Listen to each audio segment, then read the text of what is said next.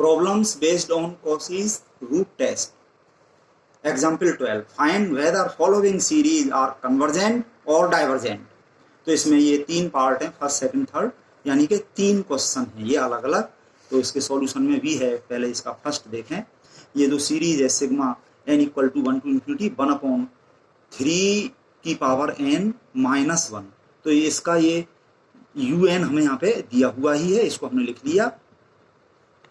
ये un equal to इतना लिख लें पहले, और क्योंकि ये पावर n में इस तरह का ये आ रहा है तो ये हमें कॉची रूट टेस्ट यूज कर सकते हैं, जिसमें कि un की पावर 1/n देखनी है होती है हमको, उस पर लिमिट लगाते हैं।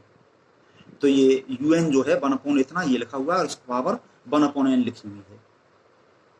तो ये है 1 यहाँ पर, और ये 3 की पावर n बाहर हमने निकाला तो इस जगह 1 बचा, माइनस 1/3 की पावर n ये है।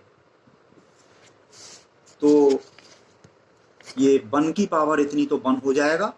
हम चाहें तो इस पे पावर न लगा के हम 1 लिख दें सीधा, और यहाँ पे अभी तो ये किया है कि इसमें दोनों साइड में हमने लिमिट लिख दी, लिमिट इतने इक्वल टू लिमिट इतना ये लिखा हुआ है। अब इससे आगे की प्रक्रिया है जो कि मैं यहाँ पे दिखाऊंगी इसको।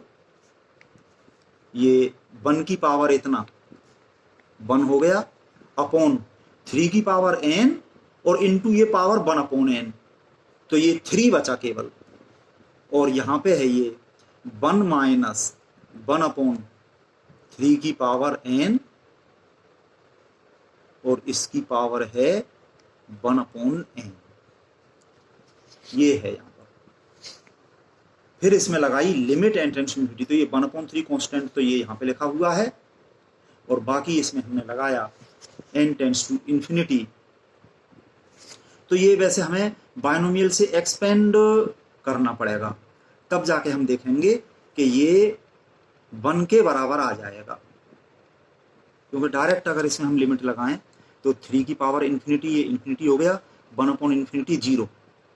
हाँ ये s, चलो फिर भी यहाँ पे भी तो n है, तो बायनोमियल एक्सपेंशन करके जब पता चलेगा, इस पे लिमिट लगाते हैं इस तरह की चीज, तो ये 1 हो गया। तो केवल ये 1/3 बचा।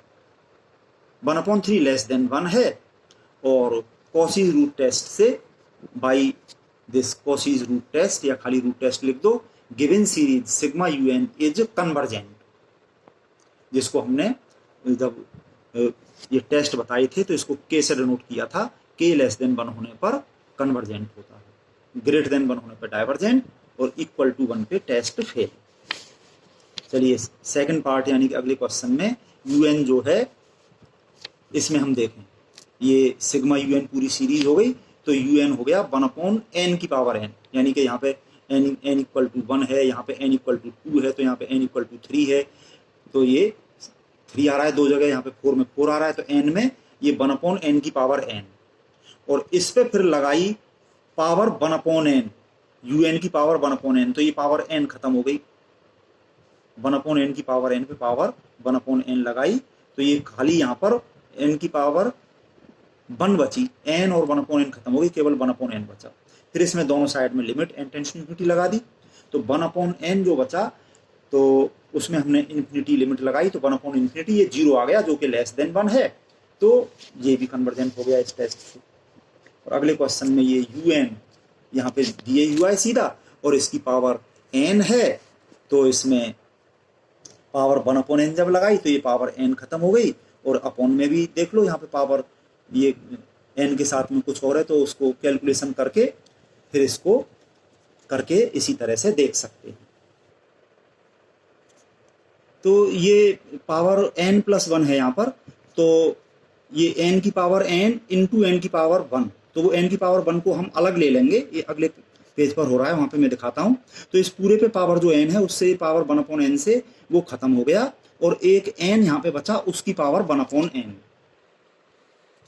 ये हो रही है कैलकुलेशन जो अभी मैंने बताई थी, और कुल मिला के ये इतना आ गया जो मैंने अभी समझाया यहाँ तक, और ये n की पावर 1/n यहाँ पे लिखा हुआ है, और इस पर लिमिट लगी हुई है n टेंड्स टू इन्फिनिटी।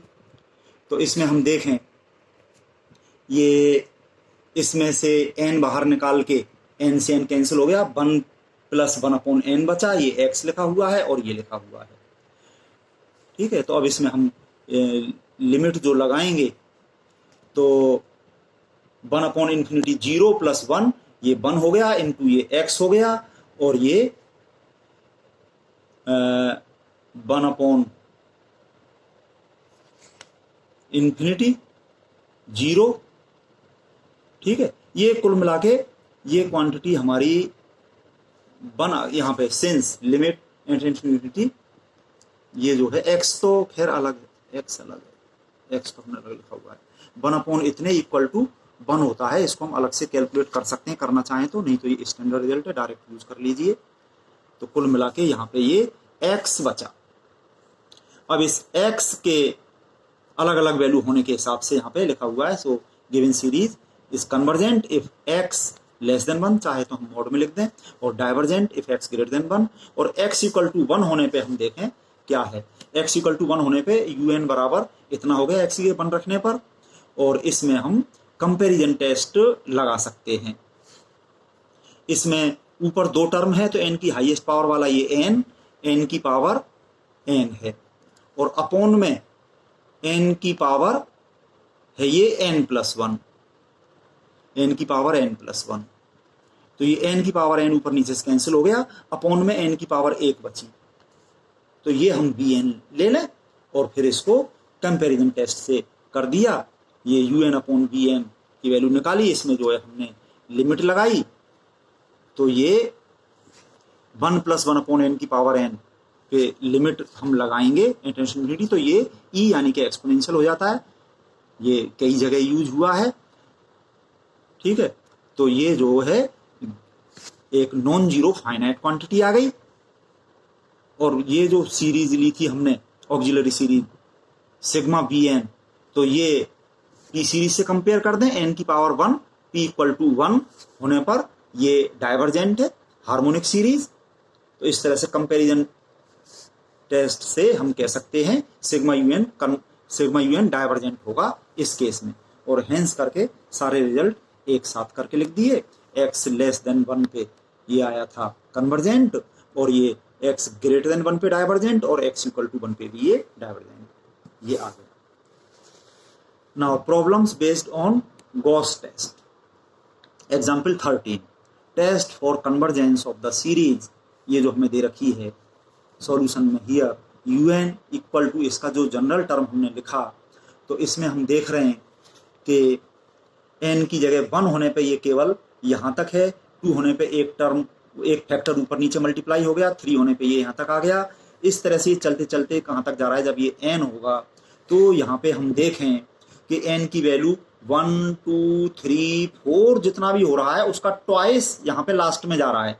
तो जब n होगा तो n का ये ट्वाइस, ये 1 2 3 4, n का ट्वाइस 2n होगा, 2n।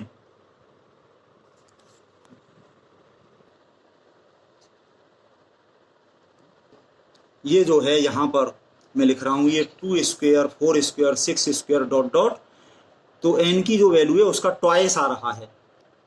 ठीक है, तो ये 2n हो गया, और इन सब पे पावर 2 2 है, और हमने देखा अपॉन में 3 square 5 square 7 square dot dot, जितना n की, इसमें हम देखें जो जितना ऊपर है उससे एक अधिक है नीचे, तो ऊपर जो है जैसे 8 है नीचे 9, तो ऊपर 2n है, तो इसमें ये +1 कर दिया, तो ये इतना, इस तरह से un है। और इसी में हम n की जगह पूरे में n + 1 करेंगे, तो एक अगला टर्म और इसमें यहाँ पे आ जाएगा, इसमें n + 1 करके 2n + 2 का स्क्वायर, और ये 2n + 3 का स्क्वायर, ये ऐसा आ जाएगा un + 1। तो इससे हम कर सकते हैं, पर यहाँ पे जो किया है इसके फर्स्ट टर्म को छोड़ दिया गया है, ये मैंने यहाँ पे लिखा है लीविंग फर्स्ट टर्म। हम ऐसा भी कर सकते हैं, जब इसमें हम इस फर्स्ट टर्म को छोड़ देंगे तो फिर n की वैल्यू 1 यहाँ पे होगी, 2 यहाँ पे होगी, इस तरह से जो चलेगा, तो फिर जो हमारा un + 1 आ रहा था वो हमारा un होगा, यानी कि n की जगह 1 होने पे ये, 2 होने पे उसका ट्वाइस +2, 3 होने पे 3 का ट्वाइस 6 + 2, तो ये +2 और हो रहा है 2n + 2, और अपॉन में फिर एक अधिक है इससे, तो ये इस तरह से हो गया। फिर इसमें n की जगह n + 1 करने पे ये हो गया एक फैक्टर ऊपर और एक फैक्टर नीचे, ये और बढ़ा दिया। तो हम चाहें तो इससे कर लें, और हम चाहें तो एक टर्म छोड़ के इससे कर लें, एक ही बात है।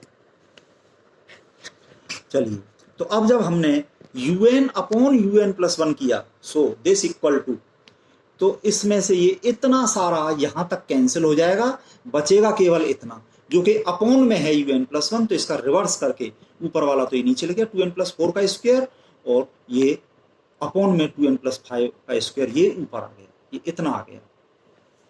अब इसमें हम लगाएंगे limit n tends to infinity, तो अभी तो ये इन्फिनिटी अपॉन इन्फिनिटी हो रहा है, तो इसके लिए हमने ये होल स्क्वायर खोलना यहाँ पे कोई ज़रूरी नहीं है, होल स्क्वायर में ही कर सकते हैं करना चाहें तो, और ये होल स्क्वायर खोल के किया है, एक ही बात है। 4n स्क्वायर यहाँ से बाहर निकाला, यहाँ से बाहर निकाला, वो ऊपर नीचे से कैंसिल हो गया, और ये बचा 1 + 20/n प्लस ये इतना, इसी तरह से यहाँ पे हो गया। और फिर इसमें जब हमने लगाई limit n tends to infinity, तो ये हमारा ये इन्फिनिटी से दिस अपॉन इन्फिनिटी 0, ये भी 0, ये भी 0, ये भी 0, 4/4 1 बचा। तो ये बिना होल स्क्वायर खोले भी हम डायरेक्ट इसको कर सकते थे। 2n जब हम इसमें से बाहर निकालते तो वो स्क्वायर लगा हुआ है ऐसे आ गया, और ये 1 + 5/2n का स्क्वायर, और ये अपॉन में भी ये 2n स्क्वायर ये बाहर निकला, ये कैंसिल हो गया, और ये 1 + 4/2n का स्क्वायर, फिर इसमें हम लिमिट लगा देते तो ये क्वांटिटी 1 आ जाती, एक ही बात है, कैसे भी कर लो। So D'Alembert's test fails, let us apply Raabe's test. इसमें -1 किया और फिर ये लिमिट लगाई, कैलकुलेशन की, तो ये लिमिट लगा के ये इक्वल टू 1 आ गया, रावी टेस्ट भी फेल हो गया। तो ये टेस्ट हम पहले कर चुके हैं, तो ये फेल होते जा रहे हैं, इससे अगला टेस्ट भी हम यूज कर सकते हैं, अपने आप कर लें। फिर now let us apply Gauss test. तो या तो इस तरह के सारे टेस्ट फेल हो गए तो हम गॉस टेस्ट लगाएं, या फिर क्वेश्चन में कहा जाए कि गॉस टेस्ट से करिए, तो हम डायरेक्ट गॉस टेस्ट लगा सकते हैं, जिसमें कि un/un+1 का एक्सपेंशन करके हमें इस फॉर्म में लाना होता है। तो ये हमारा un/un+1 जो कि ये इतना है, अगर हमें कहा जाता गॉस टेस्ट से करो तो ये सारा छोड़ते हुए हम डायरेक्ट ये टेस्ट लगाते, नहीं तो ये सारे टेस्ट करते हुए सारे फेल हो जाएं, तब हमें ये लगाना होगा। चलिए खैर, तो ये हमारा ये इतना लिखा हुआ है, उतार लिया हमने यहाँ पे, और इसमें ये 2n बाहर निकाल के ये वाली ये मैंने यहाँ पे किया हुआ है, तो ये यहाँ पे इतना आ गया, और ये होल स्क्वायर खोल दिया है यहाँ पे, ये इतना आ गया, और ये अपॉन में जो है 1 + 2/n की पावर 2 है, ऊपर ले गए तो ये ऊपर जाके पावर -2 ये आ गया।